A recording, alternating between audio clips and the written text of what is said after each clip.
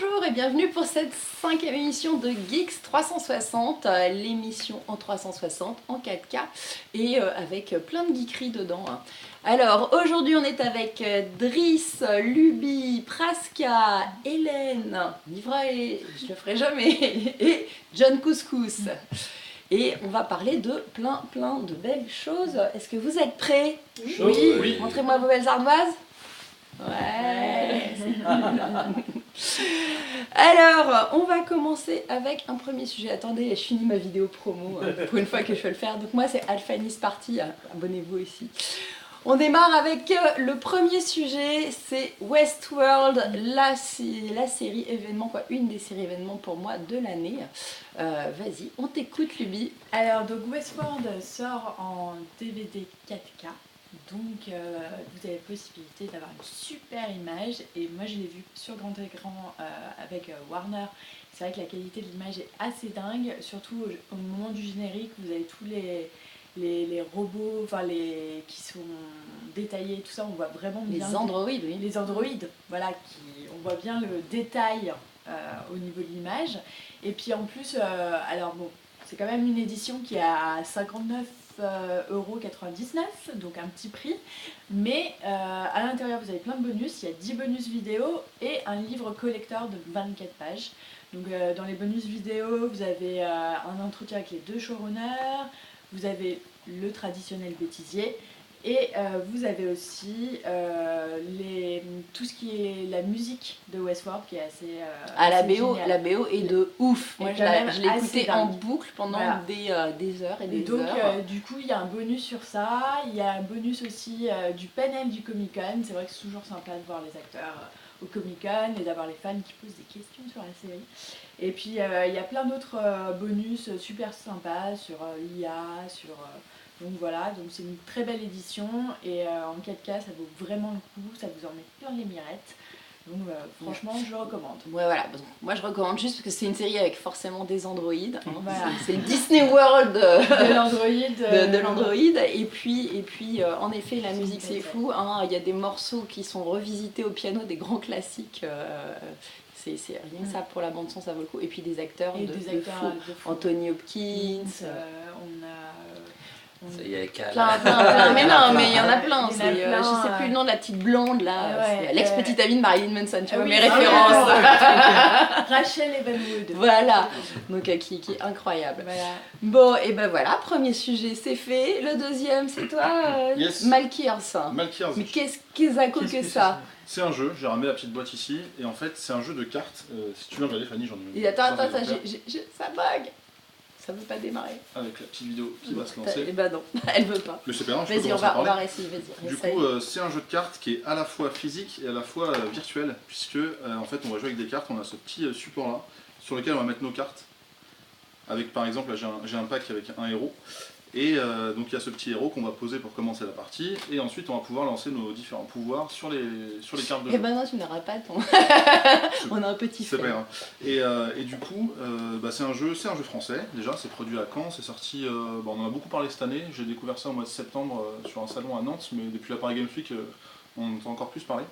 Et en fait, on démarre avec ce petit pack qui vaut 50 € avec un héros et le petit... le pack de base, le starter. 50 €. On va mettre ces cartes et on va pouvoir les faire évoluer aussi, parce qu'il y a différents pouvoirs qui sont qu'on peut jouer 2, 3, 4 fois sur une partie. C'est toujours indiqué en haut, là par exemple on a le 2. C'est des cartes qui sont assez quali, on peut les tordre, elles sont waterproof, beerproof comme m'a dit le constructeur. Elles sont beerproof, c'est magnifique. Il y a d'autres cartes qui sont qu'on peut utiliser aussi de manière infinie quand on est un peu dépourvu de cartes, mais bon, on commence avec une dizaine, on peut acheter des boosters aussi, c'est 6 € le booster de 3 cartes. Et chaque héros supplémentaire c'est 25 €, il y en a une petite dizaine je crois. Après ils sortent aussi des cartes de manière événementielle sur des périodes spécifiques où on a un set un peu garanti. Et sinon on voit la rareté en bas, donc je sais pas si on verra bien sur la vidéo, mais il y a des petits points blancs ou quand c'est des communes, des bleus quand c'est des rares, et j'ai eu une légendaire aussi qui est, je sais plus où, là-dedans sans doute, mais bon bref. Et du coup on peut faire la collection aussi parce qu'il y a un petit numéro en bas qui indique combien on est sur le set qui vient de sortir. Et c'est plutôt cool, les cartes sont évolutives aussi, si on joue plusieurs fois, on va pouvoir upper un peu les différents pouvoirs qu'on débloque. Et on peut même jouer à deux sur le même PC, donc même avec le... Enfin, ce serait dommage de partager le même héros, donc autant en prendre deux, c'est plus sympa. Mais bon, on joue évidemment plus en ligne, mais ça reste sympa de jouer à la maison si on veut s'affronter en local, tout simplement. Et ça marche plutôt bien, il y avait à peu près 5000 joueurs en septembre, je pense qu'il y en a quand même plus maintenant. Ça se lance doucement, mais la communauté est plutôt réceptive et ils sont plutôt cool les gens qui font ça, donc c'est français. Bah, vous êtes super calme, il n'y a personne qui écrit Oui, non, sur mais- les tablettes. Non, mais là, Tu J'ai découvres, écrit, vous j'ai passé. écoutez. Et en fait, c'est magique. C'est un peu magique, ouais, mais c'est un mélange parce que c'est magique, mais tu joues en physique et en virtuel, parce que toutes les actions se passent dans l'écran. Donc tu peux pas jouer dans des bars. Tu peux si tu as une connexion et un PC. D'accord. Ça marche que sur PC et ça arrive sur tablette prochainement. pour D'accord. l'instant. C'est encore en bêta en fait, je l'ai pas dit, mais enfin, on peut Ah, les c'est encore acheter. bêta. Mais voilà, ils ont, le produit est pas Ah, tu encore peux très en bon. racheter mais en bêta. Ah, c'est bien le monde PC ça. Comme PUBG par exemple, ou plein de jeux en early access. Mais voilà. Non, c'est cool, j'aime bien. Bon alors la suite, bah écoute, je crois que j'ai pas la vidéo non plus. J'ai fait des, on a eu des problèmes de download aujourd'hui. Hein. Enfin, on va essayer quand même, mais non, 3,4. Ça va être terrible. Non, il n'y a pas de vidéo là non plus. Pas grave. Bon, c'est pas grave. Parle-nous du casque Divacor. Hein. Bah oui, tu connais ça. Bah oui, Ouais. ça c'est des AirPods. Voilà, c'est des écouteurs cher. True Wireless. Bien dire, c'est cher, ça coûte 179 €. Donc tu as l'alternative, d'où le nom d'Antipode. Mhm. C'est Divacor qui fait ça, qui est une petite boîte Ah, française. c'est de là que vient le nom Oui. Antipode. Eh oui, Ah, et donc, ils sont donc trop voilà, forts. ce sont aussi des petits écouteurs True Wireless.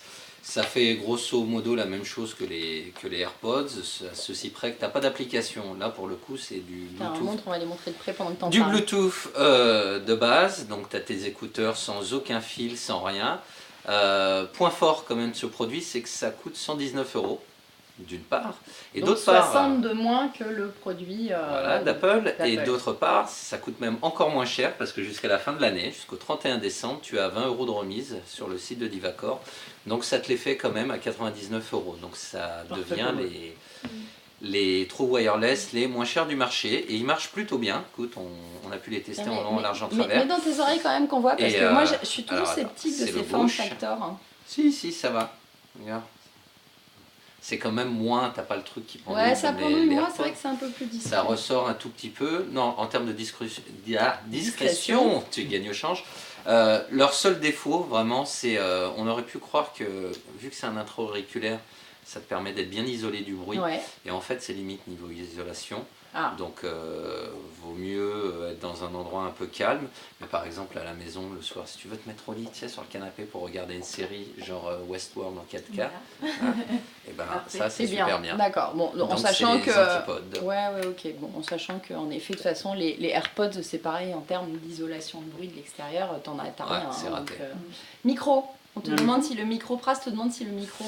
Alors, c'est une super bonne question. Bien sûr, tu peux téléphoner avec et non, C'est les c'est mêmes. pas terrible. Ah, d'accord. Non, non, en termes de kit main libre, non, on a trouvé mieux également. Donc, on va se concentrer là-dessus pour écouter de la musique. La qualité de son est bonne, D'accord. très bonne même pour le prix. Donc, c'est surtout ça, c'est pour écouter de la musique ou regarder des séries. Il parce faut que être t'as en pas trop mobilité de- léger, avoir un truc qui est dans Voilà. la poche, Alors et il y a pas un un truc qui gros est cool casque. aussi que j'ai oublié de préciser, c'est Mm. que imagine on est tous les deux et je veux te montrer une série, bon forcément je peux te donner l'écouteur, mais tu me dis tiens j'ai un coup de fil, tu peux utiliser, tu peux Les les séparer. séparer, les oreillettes, jumeler sur deux appareils différents. Ça Pas aussi c'est mal, assez hein. sympa comme petite application. Et en parlant d'appli, par contre tu n'as aucune app, parce que c'est vrai que généralement ça c'est livré avec une application qui te permet de Pour faire les mises à réglages de la jour, marque des et tout. réglages, Là, c'est etc. juste la synchro Bluetooth Là il n'y a classique. rien, tu les synchronises en Bluetooth, point barre. D'accord, ok. Bon. Eh ben, écoute. Et voilà, mais encore une Nickel. fois... Donc ça s'appelle les antipodes, les de chez antipodes, 119 Divacor. € ou 99 € d'ici la fin de l'année. Cool. Go. Bon. Donc, alors, non, après là, c'est Pras. Oui. Tu vas nous parler d'un truc en VR, The Last Guardian. Et la vidéo Mais fonctionne, pourquoi on Et a tous oui. des QR codes ce soir sur les vidéos? Je ne sais pas. c'est pour les acheter. Oui, c'est pour aller, vous pouvez directement acheter. The Last Guardian, c'est un jeu qui est sorti l'année dernière, en 2016, par Fumito Ueda. C'est un peu mon GOTY de l'année dernière. Et là, au PSX, ils ont annoncé la version VR. Alors, pourquoi? Je suis content parce que je me suis pris un PSVR récemment. Et au PSX, ils ont parlé de plein de jeux PSVR. Et là, ce qui a beaucoup de reproché au jeu, c'est son déplacement. Et là, dans cette version VR, tu te déplaces pas vraiment en fait. Tu te déplaces en bougeant des petites statuettes qu'on voit là sur les images. Donc tous les bugs qu'on avait avant, ils sont pas. Ce qui reste, c'est l'univers du jeu, la relation avec Trico qui est encore plus poussée. C'est-à-dire que moi, je crois que je l'avais touté, je vais caresser parce qu'en fait, il te pousse comme un chat, tu sais, il te met comme ça, il te fait comme ça. Et j'ai adoré. Et donc c'est un jeu, il y a la démo qui est accessible maintenant. On n'a pas encore la date de sortie du jeu, mais je pense que ça va être pour mai. Et voilà, bon, c'est... En plus, beaucoup de personnes trouvent que c'est le plus beau jeu de PSVR, parce qu'il est exactement pareil que quand on jouait sur PS4 l'année dernière. Bon, il est déjà pas très beau techniquement, il est très beau dans plein de points, mais techniquement c'est la même chose qu'on avait l'année dernière. Et voilà, c'est vraiment le fait de retrouver en PSVR mon petit univers, c'est hyper poétique, du coup... oui, c'est surtout ce côté, ce jeu qui sort un petit peu, qui fait un jeu indé un petit peu avec plein de points créatifs, de choses jolies. Il avait des petits défauts, mais voilà. Et donc en VR, ça doit être sympa quand même au niveau des décors en immersion. Pas trop de pixels et tout quand même ça. Non, en fait pas plus que le jeu d'habituel en fait. D'accord. Les gens qui ont joué à la version de l'année dernière, c'est pareil. En fait vraiment quand je suis dedans, j'ai vu aucune différence. Sauf que t'as pas les bugs de collision que tout le monde râlait dessus. Tous mes potes ils râlaient dessus, moi je comprenais pas, moi je trouve parfait. Mais tu les as plus parce que tu as des petites slots comme ça où tu te déplaces, tu remontes sur lui, tu lui fais des câlins, tu sautes. Regarde, cette séquence était très connue dans le jeu original. Et c'est assez flippant en PSVR, on dit vas-y attrape-moi. Et en fait quand il t'attrape c'est fou. C'est content. Tu te retrouves. Et tu peux y jouer complètement assis dans ton canapé avec juste la manette. Oui, pas de mal de cœur comme ça. Alors non, celui-là, il y a aucun problème sur ce jeu-là. Ils font des gros progrès, ils ont compris les mouvements de caméra qui gênaient et on sent vraiment qu'il y a une belle évolution. Et vive le PSR parce que le PSR a annoncé plein d'autres jeux. J'en parle 2 secondes. Il y a Wipeout VR, il y a Nobody.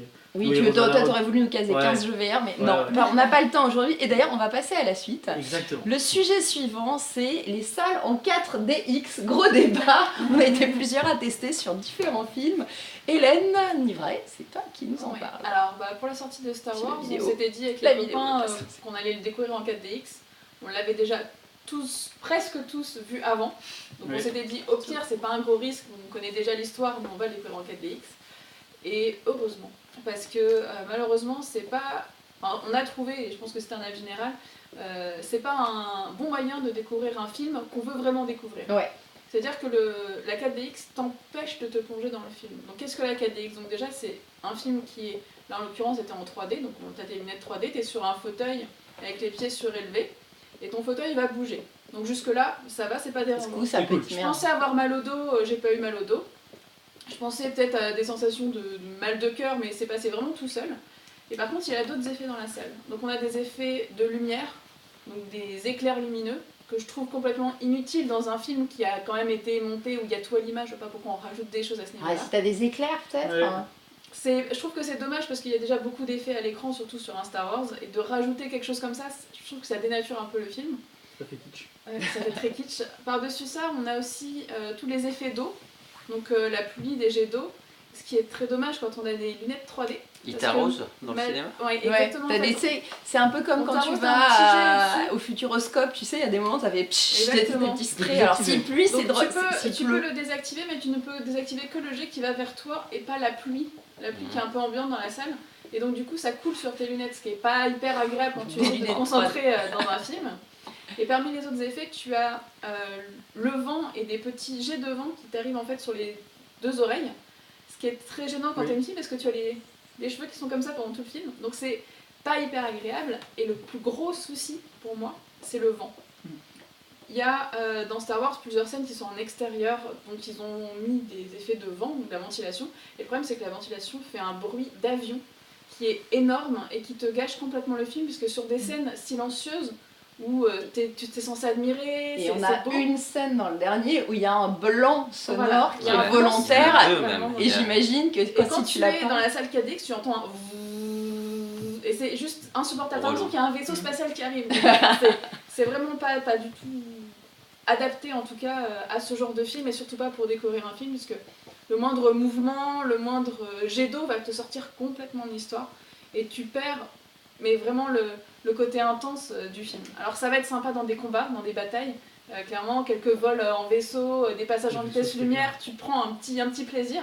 Mais alors tout ce qui va être de te raconter l'histoire du scénario de quoi que ce soit, tu perds tout l'intérêt, t'es complètement shooté.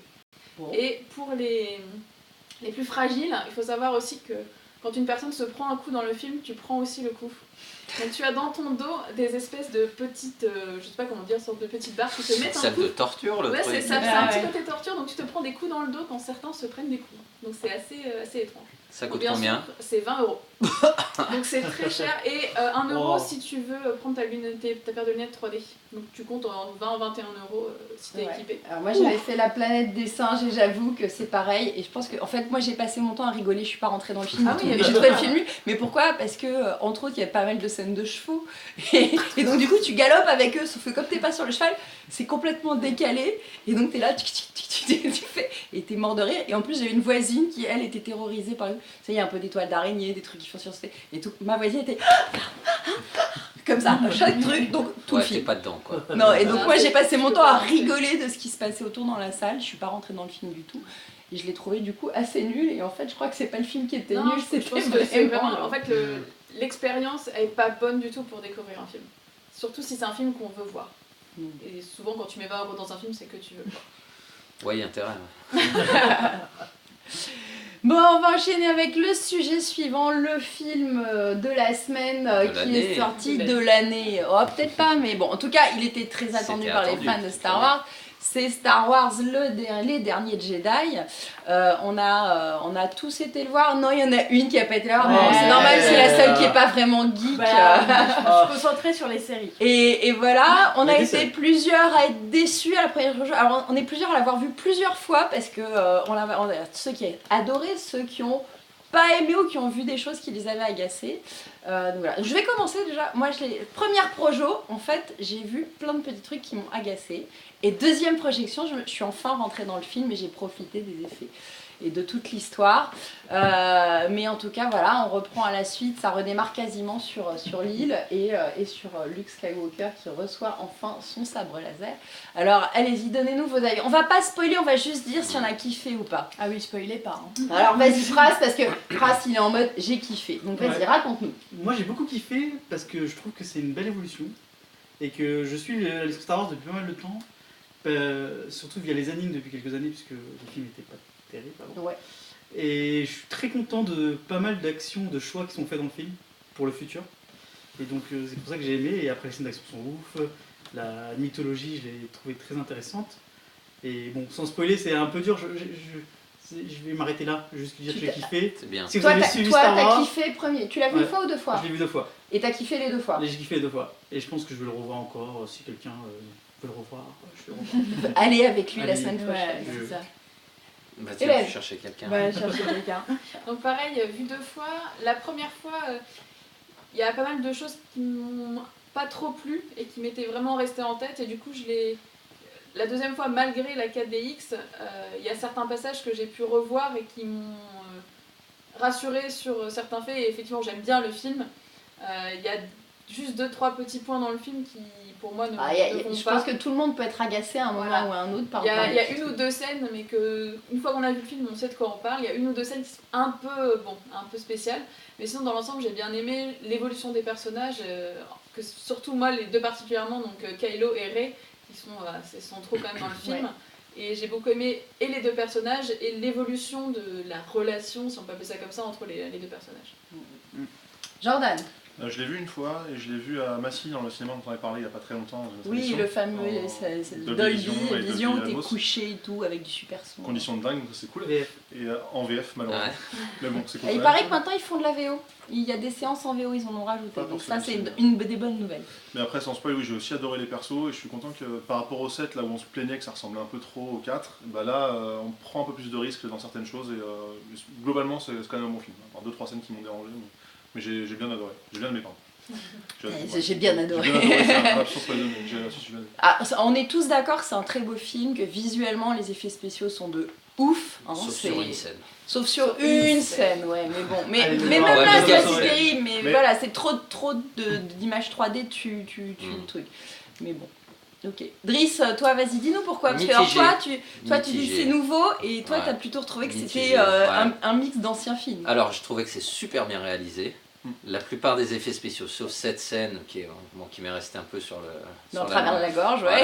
Voilà. En revanche, l'histoire, il y a une prise de risque, effectivement, il y a un truc auquel tu t'attends pas du tout, et ça, c'est top. Il y a une préparation et une remise à zéro aussi pour la suite. Voilà, mais c'est très tôt. Et après, il y a des choses qui me dérangent. On disait, c'est pas un remake. Non, c'est pas un remake, mais il y a quand même des plans copier-coller du Retour du Jedi, de l'Empire contre-attaque, encore une fois, et...